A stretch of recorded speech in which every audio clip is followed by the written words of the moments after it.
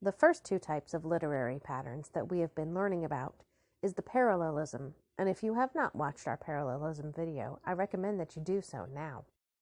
The second type of pattern that is the main focus of the Patterns Bible Project is the chiasm or chiasm. The chiasm gets its name from the Greek letter chi, which looks like a capital X in English. And when you examine a chiastic literary structure, that is exactly what they look like. You have likely heard the phrase, X marks the spot. Well, that is the point when it comes to chiasms. A chiasm occurs when an author makes a series of points leading up to the thing that they want to highlight. Each of the points can be extracted from the text and used as a pericope or a building block for the rest. Now, unlike the parallelism, with a chiasm, once the center pericope is reached, then all of the initial pericopes leading up to the center are then repeated in reverse order. If we visualize this process, we can easily see why this form of literary structure came to be named after the Greek letter chi. Now, just as in the parallel, when the points are repeated once again, we find that the text in question is offering a sort of symbiotic commentary on each other. Pericope B and pericope B prime both speak of the same thing or idea. They offer a commentary of either comparison or contrast of the word, thing, or idea that is being repeated. These structures have been around for ages and have been widely used by many authors to highlight the thrust of their text.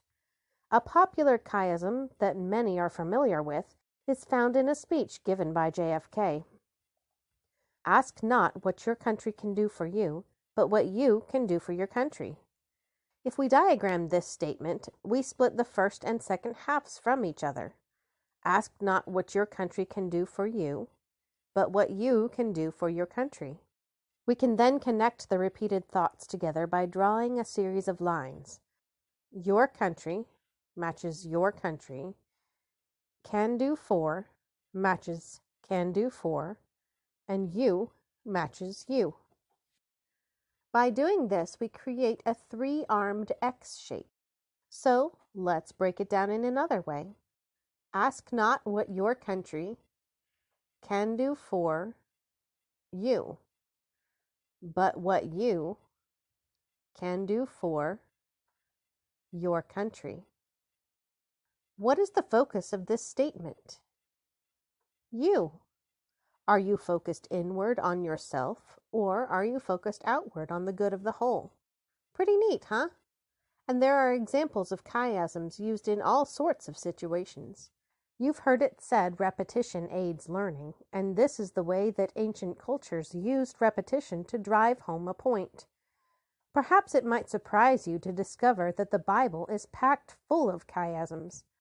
In this diagram, each circle represents either a parallelism or a chiasm of the Bible from one end to the other, back to back in varying degrees of detail and complexity. It doesn't matter which book of the Bible that you pick. They all work in the same way and they all follow the same basic structure. And it is in this larger pattern that the true majesty and beauty of this project is found.